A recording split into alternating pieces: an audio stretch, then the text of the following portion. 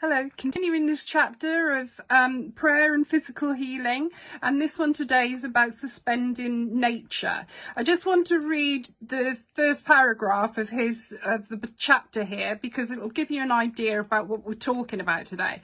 And it's, what about the times when a disease is incurable, when the doctors give no hope, when the science of medicine has nothing more to offer? Does God intervene? Does God overrule nature to answer prayers of faith? Now, it's a bit of a contentious issue, but I'm throwing the question out there of what you believe. What do you believe? Do you believe that God can heal physical aspects of your life? Can he intervene in the law of nature? For myself, 20 years ago when I had a fall and I lost my leg, I fell on my back and my head, but there was nothing, any part of my body was hurt, nothing at all except for my leg.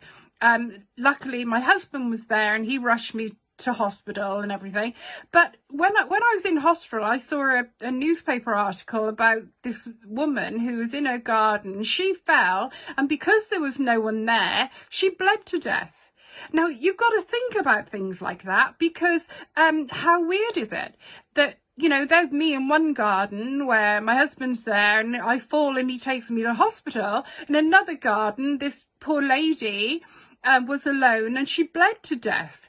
So it's food for thought, if you like, along these lines about how much does God intervene.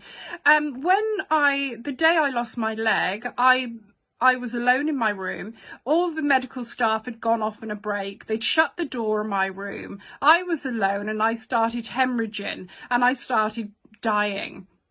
At the same time, in another town, my husband, Jake, said, he threw down his pen and he said, "I'm leaving, I'm going to see Wendy." And no one could believe it because it's not something, Jake's not impulsive. But he did, he left and he came into the hospital, which was odd in itself for that time of day because it was only 9 o'clock in the morning. And he came into my room and he saw I was bleeding to death and he raised the alarm.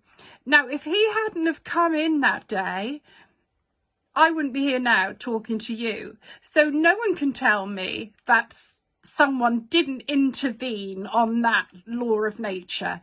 God intervened on what was going to happen to me and my husband, obviously the consequences for him, and I was saved. And I do believe that that was a miracle, and I will always believe it's a miracle, and no one would ever be able to tell me any different.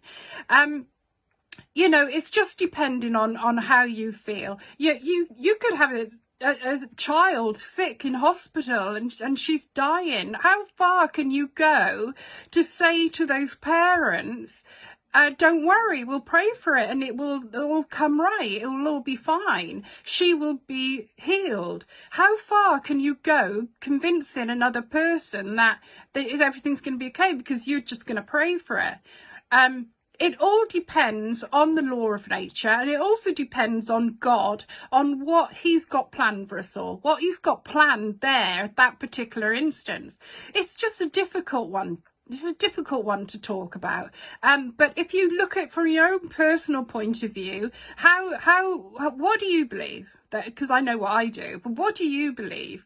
While we're talking about healing, I just want to give a shout out to Kay, who has been through her own medical problems and now she's home. She had the whole community praying for her. I mean, hundreds of us all praying for Kay to come home and be well and be healed, and so far that's happened, except she's got a sore throat, so we need to keep praying for her throat.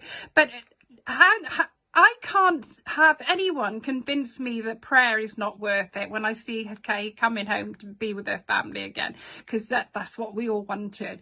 So, you know, I'll leave it to you. What do you believe? Does God intervene? Does he listen to our prayers to heal physical things?